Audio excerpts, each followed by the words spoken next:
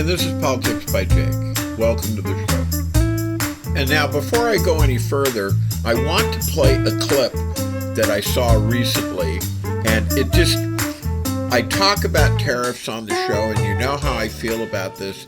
But this is just a great exposition on the problems that exist because of this fantasy world of tariffs that Donald Trump and those who hold his coat in his administration want to foist upon the American public. And I'm going to stop it in the middle of it, and I'm going to make a couple of comments and then listen to the rest of it. But I wanted to lead the show with this, so here we go. Here with us now is farmer Chris Gibbs, based out of Maplewood, Ohio. Welcome to the show. Good morning. Good morning, Hannah. Thanks for having me. We're thrilled to have you. So, Chris, you have 500 acres in west central Ohio. Take me through what you're dealing with and when you are trying to sell things like corn, soybeans, and wheat from your farm. We're right in the middle of soybean harvest right now. Harvest is going well. We've had good weather. But I'll tell you what, all of those major commodities that you just listed off, corn, soybeans, wheat, are below the cost of production. We're taking losses in every one of those commodities and even more. We've got 90 beef cows, and that's the only thing that's really kind of keeping us afloat, and we're lucky to have a little bit of diversification. So we're looking at losses for every acre of corn that we harvest this fall at, $1 a bushel. That's roughly $200 an acre, $2 a bushel. On soybeans, that's $100 an acre. So losses across the board. That's created I think the quote that you put up there actually was a quote that I had done for Ohio Capital Journal. We're in a hell of a mess. And what I mean by that is a cash flow mess, a working capital mess, that farmers don't have the working capital they need or the cash flow they need to continue to pay the high expenses that we're experiencing that have really never waned since the COVID days. And much of those expenses are because of tariffs on inputs that we buy. Our team put up a really great graphic a moment ago showing the soybean cost right there. I mean, if you just look at the drastic decrease here when it comes to soybean sales from China to the U.S., I mean, it was $8 million beforehand. It's close to zero now. What are you hearing from other farmers locally in the way of their financial situation? Let's remember that, particularly in soybeans, half of all of the soybeans that we grow in the United States are exported. And out of those exports, the lion's share had been, up till this year, had been purchased by China.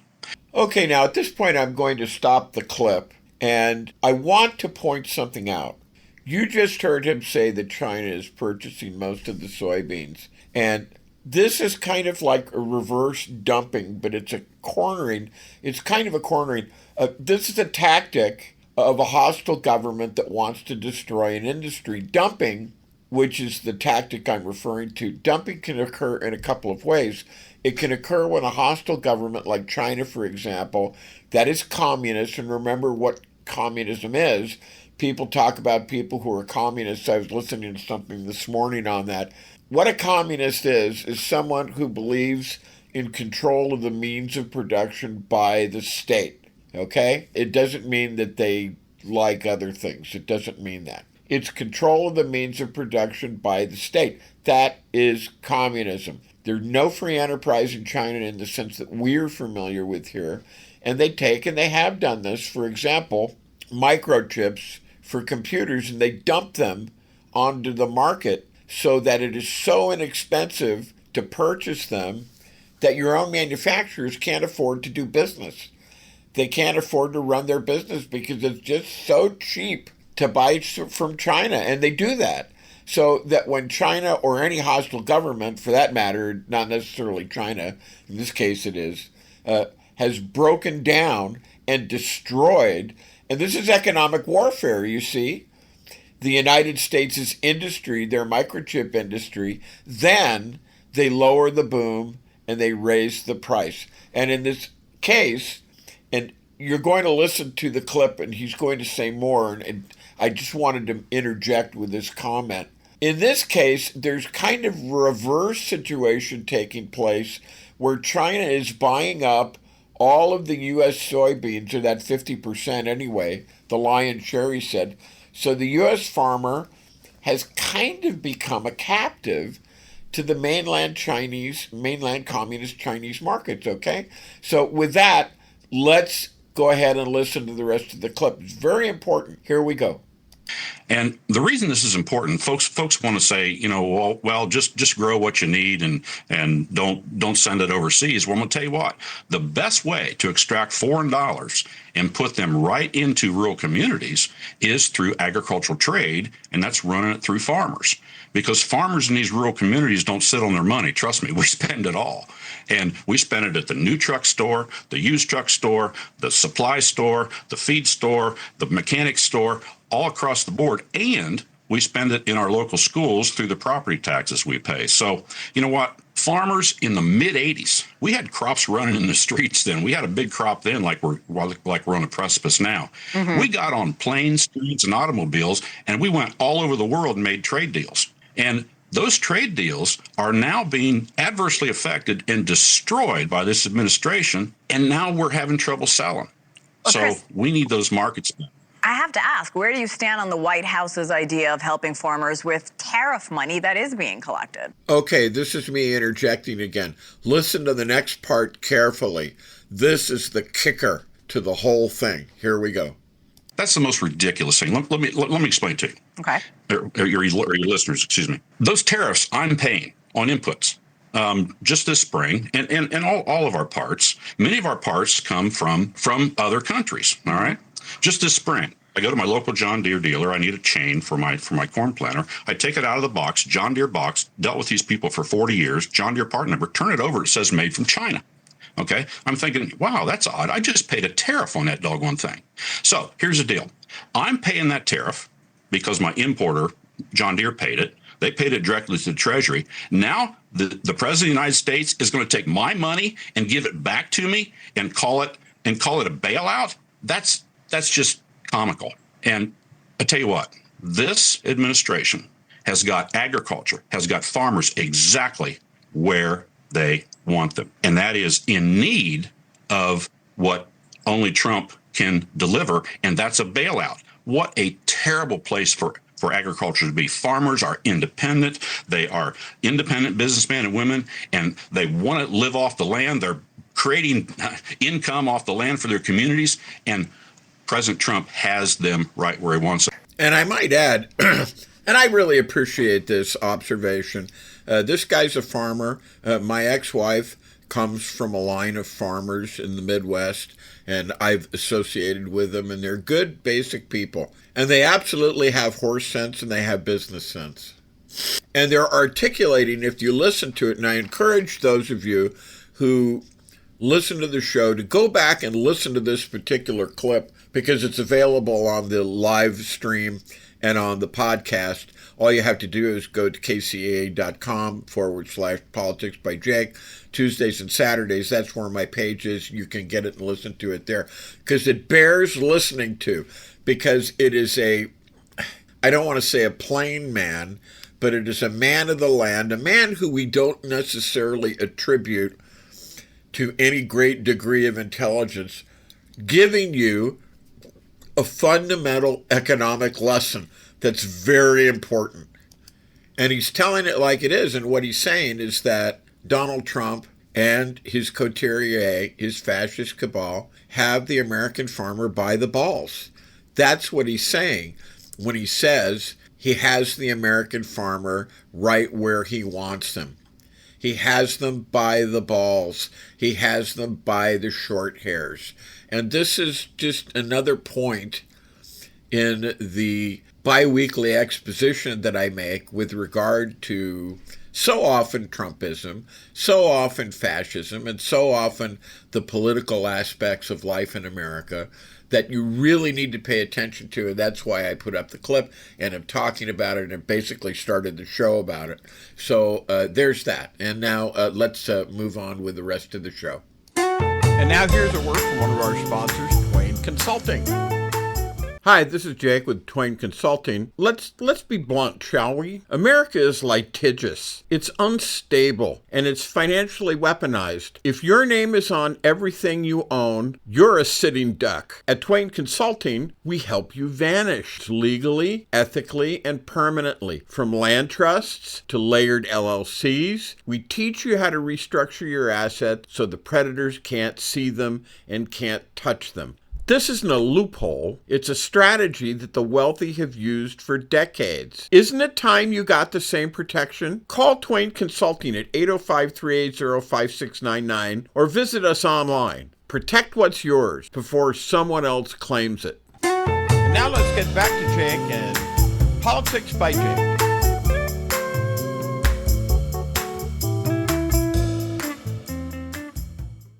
And this is Politics by Jake, and we're back. Now, often you will hear me speak in sweeping tones with regard to how I feel about a situation. And of course, everybody has strong opinions. Many people have strong opinions about these things. Perhaps some people can be swayed one way and some people can be swayed with the other. But you who listen to the show know that I have strong opinions. And I often speak in terms of this is what it is. You need to be aware of what's going on and not think that Jake has just had too much coffee, you've heard me say that, or is a little too excited, and that these people who are in power now are just, they're just really normal people. The only difference is between us and them is they just have a little bit different views than we do, and so on and so forth. And I'm telling you, that's not true. And we talk about the kakistocracy corner, and the kakistocracy, it's a Greek word. The definition of kakistocracy is government by the very least competent or incompetent or the very worst people. That's what a kakistocracy is. And we highlight various people on Kakistocracy Corner, but I want to talk about Stephen Miller today. And I've talked about him before. And the reason I want to talk about him is because we have an incident that occurred recently where Miller kind of appeared to have a fugue state where he stopped speaking right in mid-sentence. And psychiatrists have analyzed this and talked about what it might be. But let's just have you listen to a little bit of the video, and then I will comment.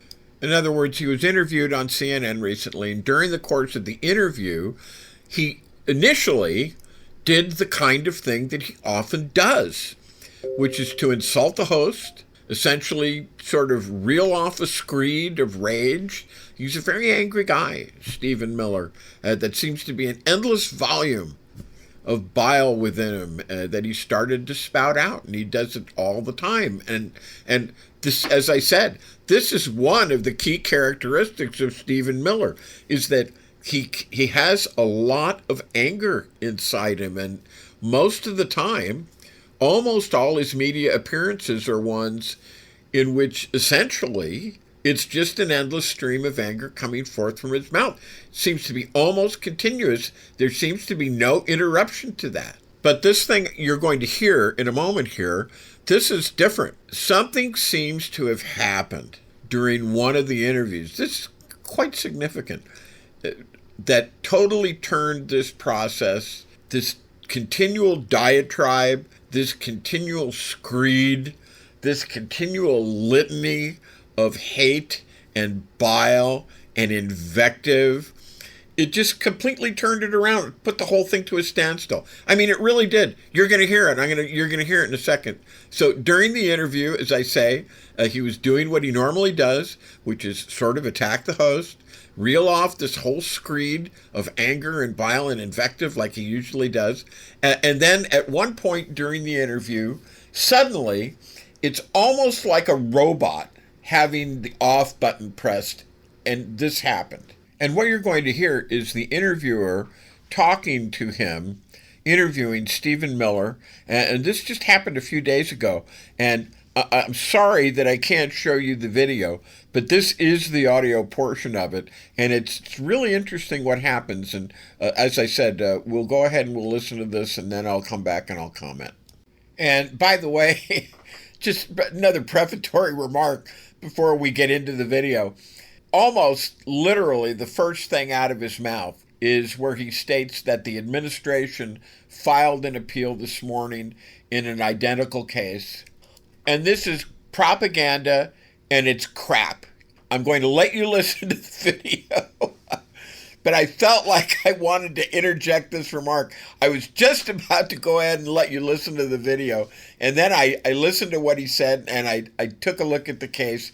I'll explain this to you so you can see that it's crap and that he's lying and that he's prevaricating and that he has the intent to deceive. And this is what these people are, unfortunately. And we're going to talk about that, because this is a big issue, because I talk about it on the show all the time, and we're going to talk about it some more, because this is like a national emergency that we're in right now. It's been a national emergency for the past 10 years. So no more prefatory comments. Here we go. The administration filed an appeal this morning with the Ninth Circuit. I would note the administration won an identical case in the Ninth Circuit just a few months ago with respect to the federalizing of the California National Guard. Under Title 10 of the U.S. Code, the president has plenary authority. Stephen? Stephen? Hey, Stephen, can you hear me?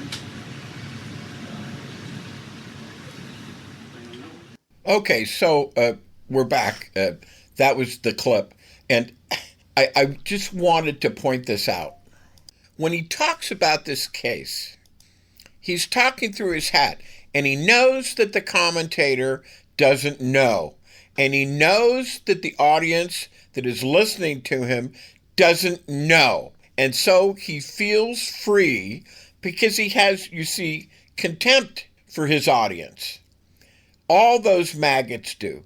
They all have contempt for you. They think you are suckers. They think you are rubes. They think you are simpletons. They think you are marks to be taken. And so they do tactics like this. But I'm going to explain this to you, because when I heard him say this, I looked at the case, and it was like this scene from Blazing Saddles. And I realize I'm going from the sublime to the ridiculous, but we're going to go back to the sublime. In this scene, what has happened is that the two African-American guys who, working on the railroad, basically got caught in quicksand. And the foreman, played by Slim Pickens, excellent, just very funny, comes, and there's a scene, and I wish that I could show it to you, but I just can encourage you to watch the film, because it's a great film. Comes, and he's standing there, and they're in the quicksand, and the handcart is in the quicksand. And so the foreman's lieutenant takes a rope, and the African-American guys think that they're about to be saved.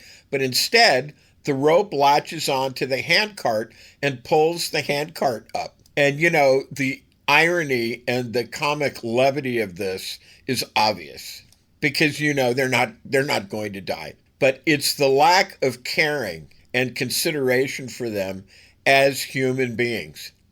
So they are left to get out of the quicksand by themselves, which they do. And once the foreman sees that they have drugged themselves out, half dead, out of this quicksand, he callously says to them, okay, rest break is over. He throws them a shovel, a spade. And if you'll pardon the expression, but you know, there are two kinds of shovels. There's a shovel and there's a spade. It doesn't have anything. It's no reflection on anything. It's just different implements. And he laughingly says, go ahead and put it to good use. And at that point, the one African-American character, who's one of the main protagonists in the film, and he's an actor named Cleavon Little, says something, and there's an exchange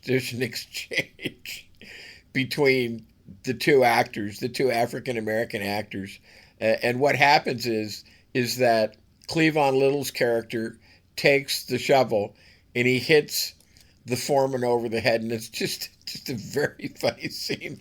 But the reason I'm going to such lengths to express this is because of the undeniable urge expressed by the actor playing the part as to what needs to be done, because this is the way I feel about this. So let's play the clip, and then I'll be right back and we'll talk about it. And we'll go back to the Sublime again. Hey, Charlie. Mm-hmm. Let me ask you something. Mm. What is it that's not exactly water, Mm-hmm. and it ain't exactly earth? Quicksand!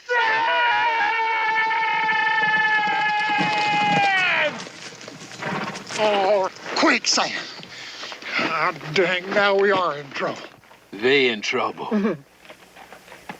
Wow! Get your rope, Bethany. Get over there, quick. Right, Mr. Taggart.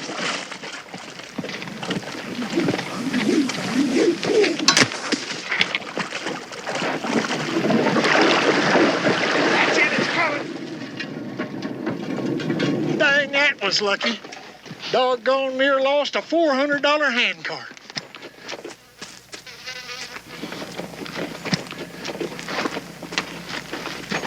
Yeah, we can take it right off to just a little bit to the left of that hill over yonder. And Well, we're gonna die, Bud. They're gonna leave us here to die. Take it easy, Charlie. My foot's on the rail. Oh. And then maybe down that canyon, I think it's pretty level off there. We can't swing back to the right because of that hill there. That looks like the way we'll have to go from here. Yes. Yeah. Yeah, we'll put her right down through over that ridge. Good. Come on. Well, boys, the break's over. Don't just lay there getting the suntan. Ain't gonna do you no good nohow. Here, take that shovel and put her to some good use. Come on now. Get on, boy.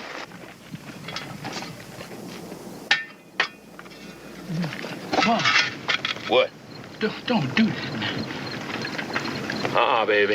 Bud, don't do that. I have to. Send a wire to the main office and tell them that I said, ow! Send wire, main office, tell them I said, ow. Gotcha. And this is exactly how I felt. This is a very funny scene. I recommend that you watch the movie. That's just a great scene. But he's in a position where he has to. He has to do something. And in this position that I am in, as the host and the commentator, I have to explain this to you, what this is, so that you know, and you know that when these guys talk on the TV, they're treating you with contempt, and they're lying to you, and they're not telling you the truth. And now here's a word from one of our sponsors, Twain Consulting.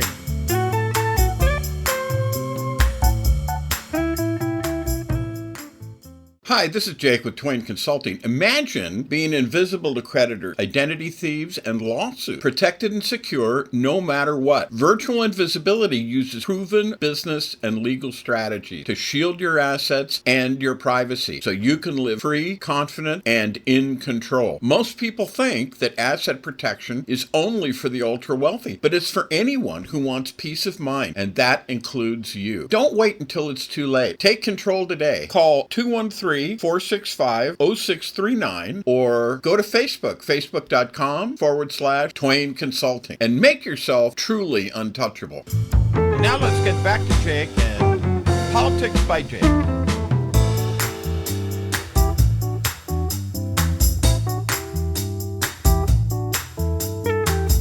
And this is Politics by Jake, and we're back. So remember, Miller says the administration filed an appeal this morning with the Ninth Circuit, and he says, I would note the administration won an identical case in the Ninth Circuit just a few months ago under Title X. And the decision of the lower court that he's referring to almost certainly a court ruling in Oregon, that is, a judge blocking or ordering the suspension of the federalization of Oregon's National Guard and the deployment of troops under Title X in Portland, or related to the protests at the ICE facility. One source states more precisely the judge was U.S. District Judge Karen Immergut. We've talked about her before. her ruling blocked the Trump administration's effort to federalize the Oregon National Guard to deploy in Portland on the grounds that the administration lacked a legal or factual basis for the move. Thus, when Miller said the administration filed an appeal this morning, he meant they had taken the district court's order in Oregon, which was Immigrant's ruling, which I talked about a couple of shows ago, up to the Ninth Circuit. And the case that he's talking about is a California case called Newsom v. Trump in the Ninth Circuit. And what matters from that ruling, it was a stay of a TRO, not a final merits win. The panel let the administration proceed for now because it thought that the government was likely to succeed on the facts under 10 U.S.C. 12406 subsection 3, the part that says unable with the regular forces to execute the laws prong. I question this. The court emphasized a narrow posture, though. It noted that California had conceded that if Guard members are validly federalized, they may be used to protect federal personnel and property. And you have heard me say this very thing, that while I'm against this whole thing, this is kind of like a bone that they threw to the administration. It's like, well, you guys can, go guard some federal buildings or something, okay? And the record didn't show other activities. That's the lane they followed. The panel, and I'm talking about the appeals panel, they didn't bless plenary power, and we're going to be talking about plenary power in a second. It applied a highly deferential review because it was the president, but it tied its stay to this statement. At this time and on these facts, which is judge speak for not a blank check next time. So this is Miller talking about the fact that he got a win. This is like an attorney going to his client. Well, they could have executed you, so that's a win. You're going away for life with no chance of parole, but they didn't execute you, so that was a win. We won the case. So this is a highly subjective reading of the situation, and I just wanted to point that out. And this happens all the time. And now here's a word from one of our sponsors, Twain Consulting.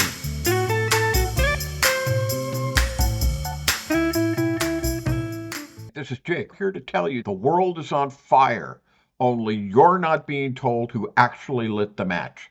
Politics by Jake, Mondays and Fridays at 7 a.m. on KCAA. Okay, and this is Politics by Jake, and we're back, and I wanted to talk more about this because this really caught my eye, and I wanted to share this with you because and you'll recall that Stephen Miller talked about 10 USC, and he didn't say what that was, and there's some conjecture that I'm going to get into in a minute about that. But first, let me tell you that he was probably, because you remember, he stopped cold. And there could be a couple of reasons for that. And I'm going to talk about those too. But he probably was referring to Title 10 of the United States Code, which is the armed forces, and which is military law. And by precedent and plenary, these are issues about how and if the president has plenary power under Title 10. And I think that's where Miller was going, or more broadly in the use of military power under Title 10. Title 10 of the U.S. Code covers armed forces, statutes governing organization, powers, duties, so on and so forth. It contains sections about how the president, the Secretary of Defense, the services, and the armed forces operate. And the idea of plenary, Plenary, plenary presidential power, that means when you use that word, and he started to, go back and listen to it with the podcast, you can listen to it. Plenary means complete. It means full. It means absolute. When somebody says the president, and Miller was saying it, he was right there when he stopped. When someone says the president has plenary authority over something, they're claiming there are or there ought to be no constraints, or at the very most, minimal constraints on that domain. In practice, in constitutional and statutory law, presidential power is never truly plenary. Now, you can talk about Donald Trump saying, well, Article 2 says that I can do whatever I want, but this is not the way our government works. It's checks and balances. Powers are always qualified. They're constrained by other constitutional provisions. This is the genius of our hybrid system of a democratic republic. Statutes passed by Congress, judicial review, and so on. These all constrain absolute power. And that said, in certain domains, especially foreign affairs, military vesting clauses, emergencies, presidents, they do have more latitude. But plenary, that's an overstatement. And legal debates often center on how broad is, or whether or not constraints exist at all. So here's what Title 10 and related statutes offer and where limitations appear. 10 U.S.C. 124.06, it's often cited in current disputes. It authorizes the president to call the National Guard into federal service. And it says the president, and I'm citing now, the president may call into federal service members and units of the National Guard of any state in such numbers as he considers necessary to execute the laws, because that's part of his oath of office, to uphold the laws and see the laws are faithfully executed. So the statute gives the president discretion, as, quote, as he considers necessary, close quote, for certain circumstances, but that doesn't mean that there are no legal limits or checks. The Insurrection Act, originally in 1807, and it was updated.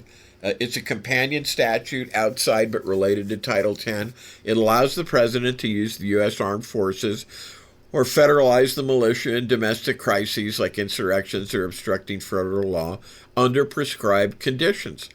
This is a statutory carve-out. Normally, the use of military power domestically is restrained, like by posse comitatus, which prevents the use of United States troops against American citizens.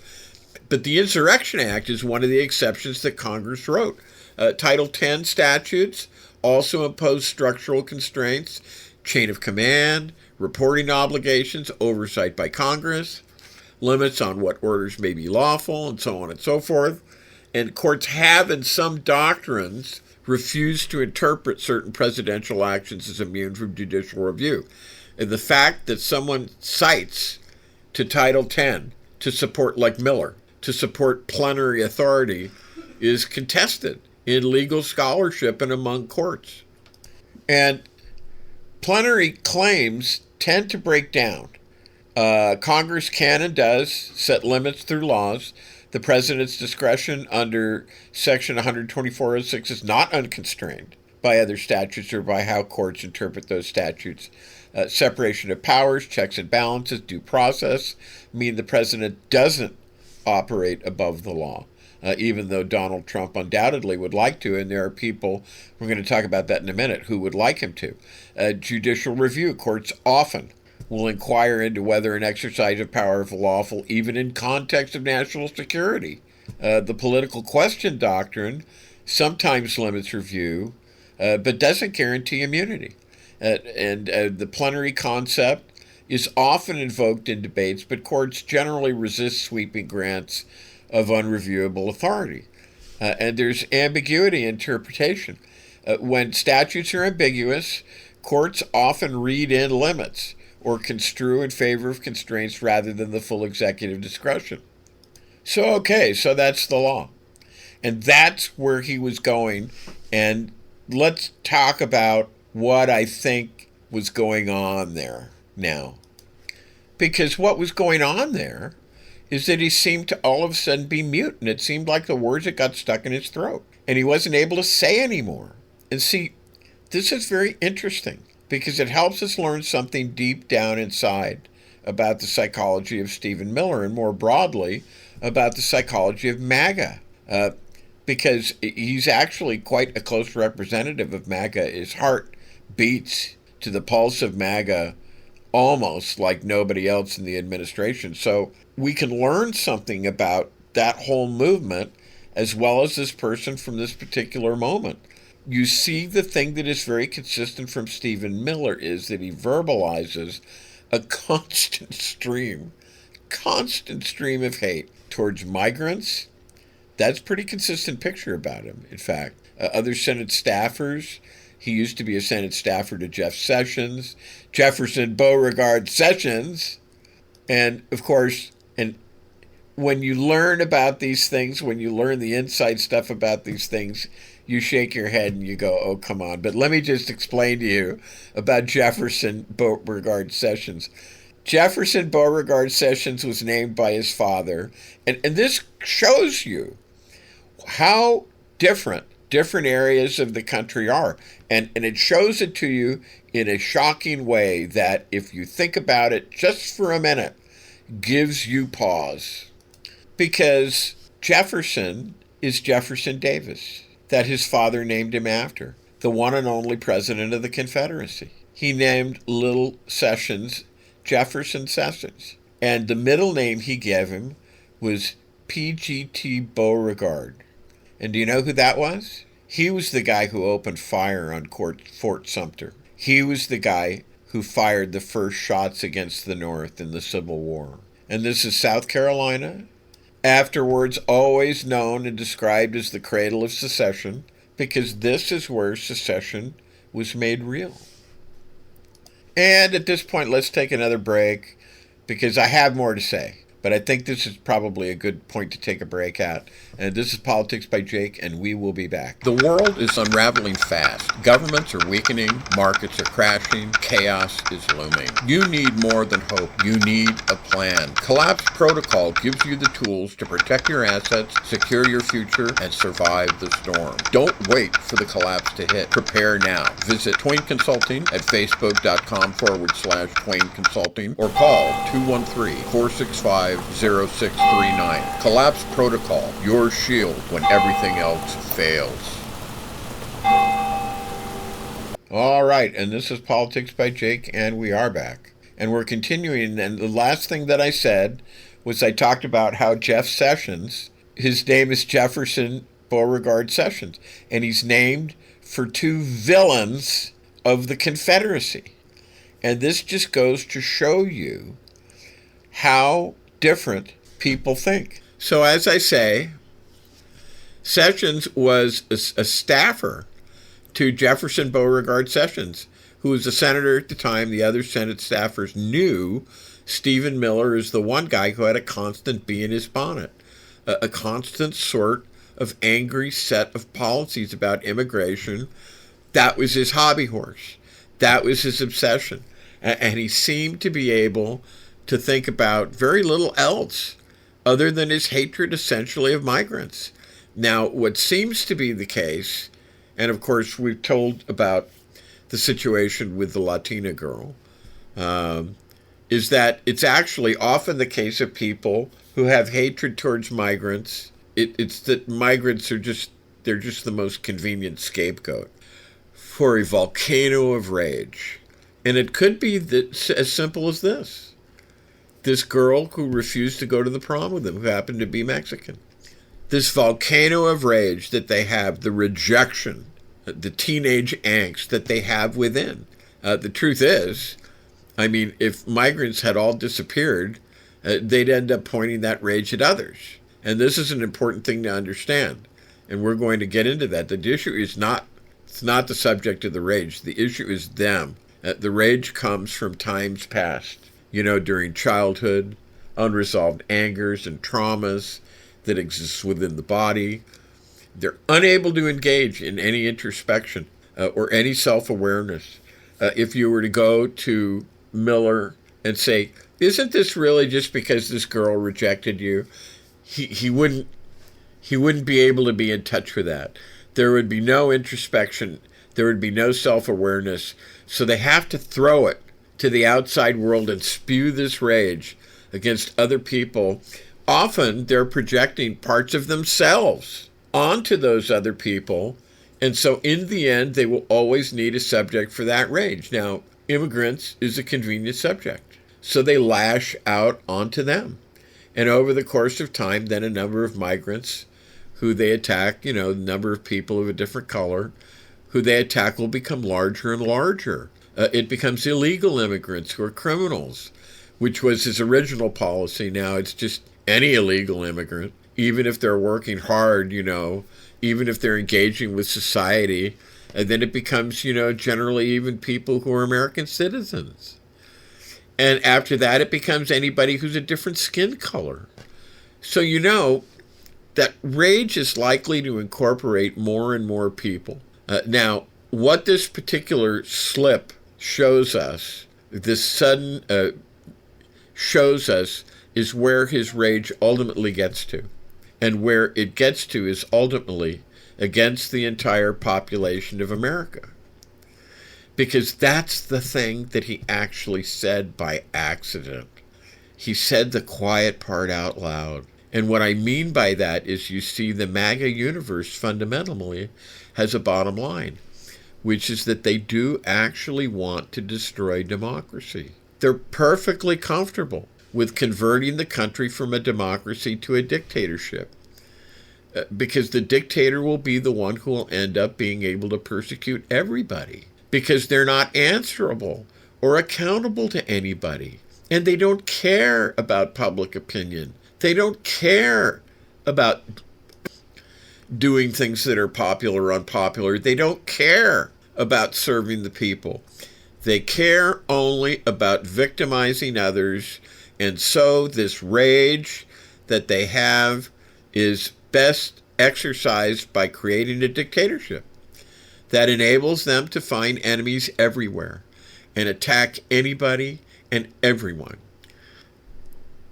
that they want. So the sort of hidden agenda for Stephen Miller and for MAGA is actually to create a dictatorship. That's really what they're after. One of the philosophers who's sort of a philosopher king, who's the sort of ultimate thinker behind MAGA, is this guy. And by the way, this is all about Kakistocracy Corner, continuing, which we're talking about so much on the show today, is a guy named Curtis Yavin, Y-A-V-I-N, Yavin.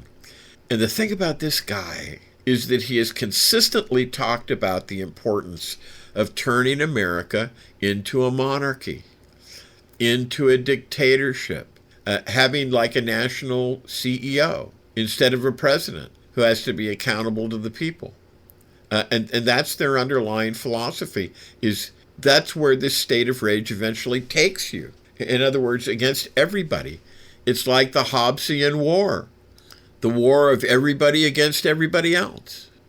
Not just migrants, not just against some sections of society, not against gay people or women, but eventually against everybody. And the only way to be against everybody is to be a dictator, part of a dictatorship. And that is what Stephen Miller revealed in this comment by accident, before quickly stopping himself and becoming mute and able to speak further, because he realized he'd said too much. Because what he talked about is the idea that the president has plenary powers under Title 10 of the U.S. Code. The president has plenary authority, and that's where he stopped himself, because you see, what plenary powers mean is total and absolute unchecked power. That's what he wants. That's what he wants his administration to effect. That is not constitutional. It is not a part of any governing system in any Western democracy. No politician has plenary power. In other words, untrammeled, total power, totalitarianism. But that is what he has effectively articulated. It is like saying, yes, the system we are in is one of totalitarianism. Donald Trump is your dictator. This is what he effectively said by those words. And of course, as soon as he said it, he suddenly realized that he had said the quiet part out loud, and he stopped himself. But the secret was out. It was out. But that is what he has always wanted. That is what this is about. The persecution of migrants, that's just stage one.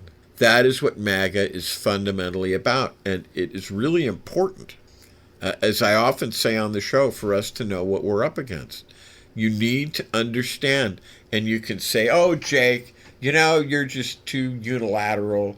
You get too excited. Back off on the... No. You need to understand that this is what we're actually facing. It's a movement to deliberately and determinedly dismantle democracy, brick by brick by brick. That is exactly what is going on. And that is what, for the first time in plain terms, the senior advisor, Stephen Miller, to the president has articulated. Without equivocation. Without equivocation. Without equivocation. And this is Politics by Jake. And this is Politics by Jake, and we are back.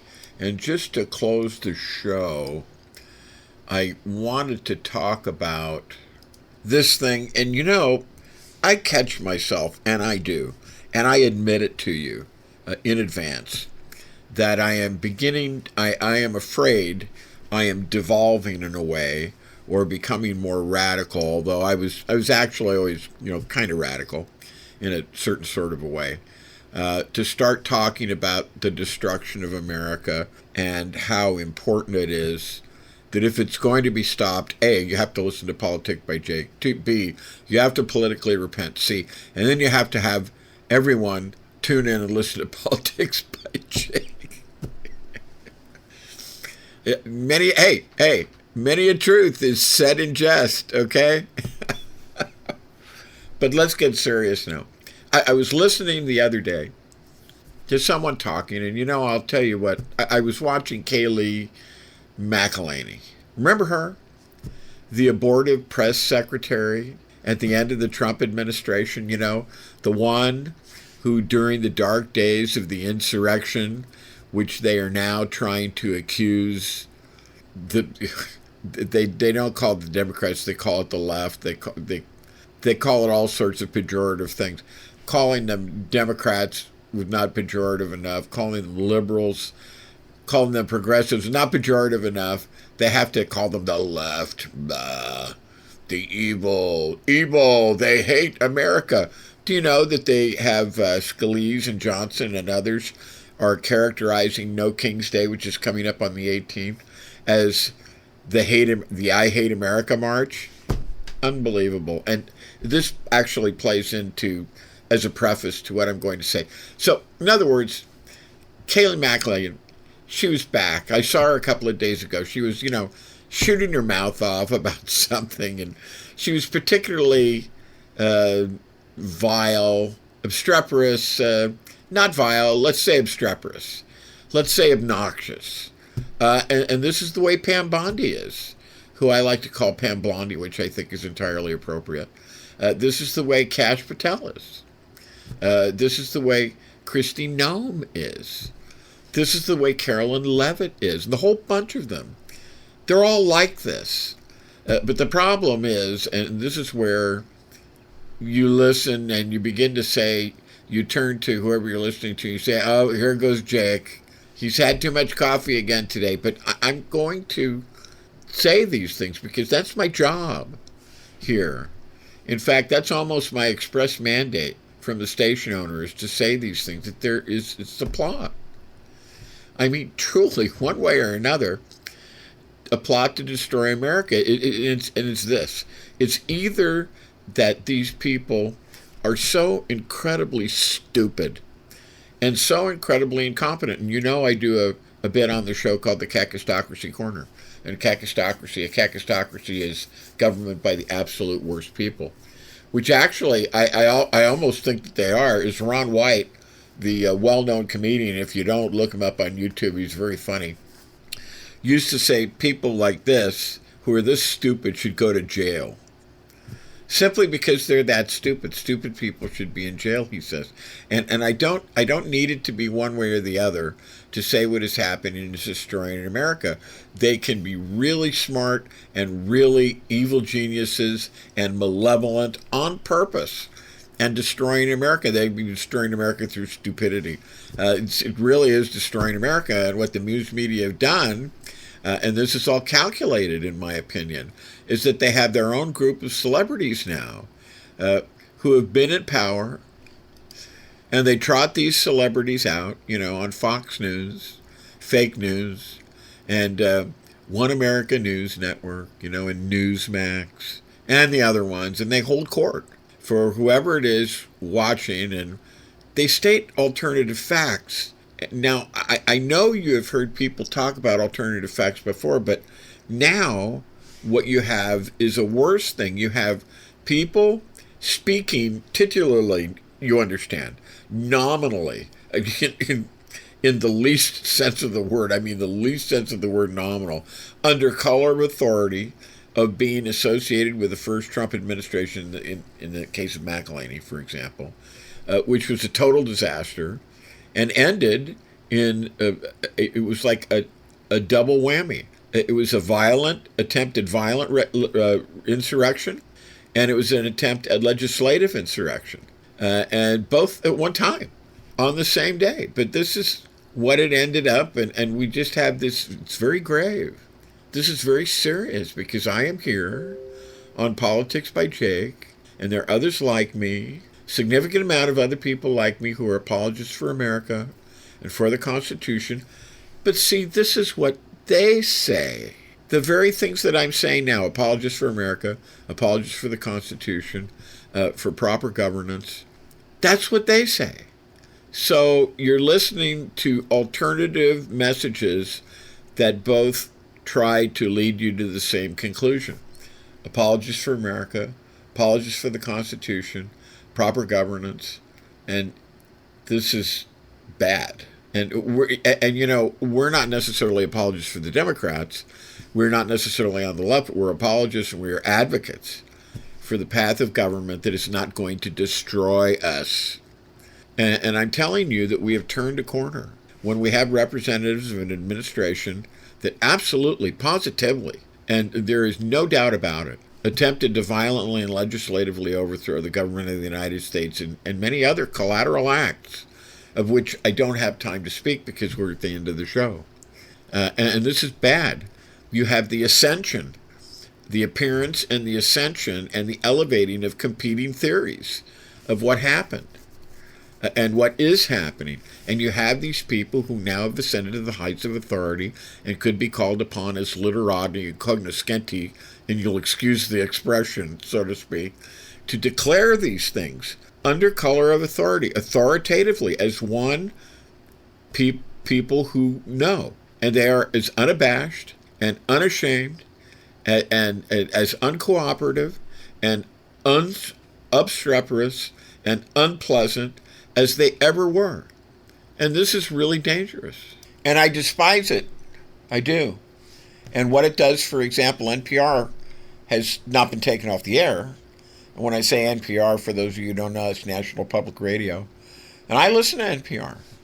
And I have done so for years. But there is a great anger. And once again, you must understand that this is not about money.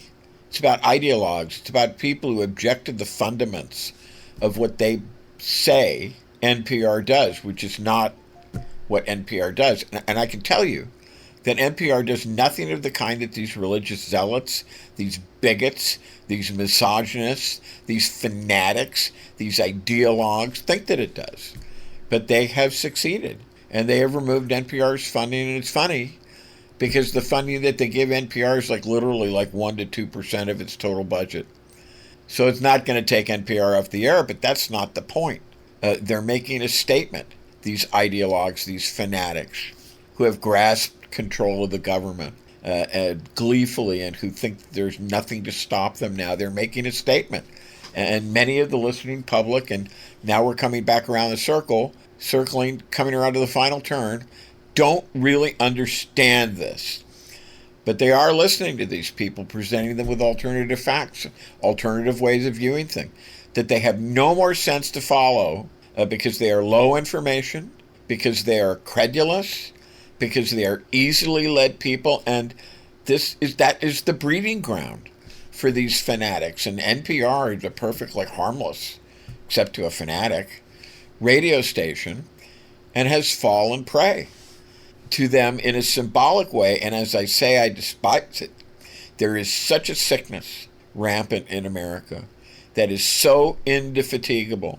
And honestly, it's the same religious fanaticism that causes the Palestinians and the Israelis to rabidly kill each other, and it must not be allowed to take root in the United States. And I fear that it has. And this is Politics by Jake.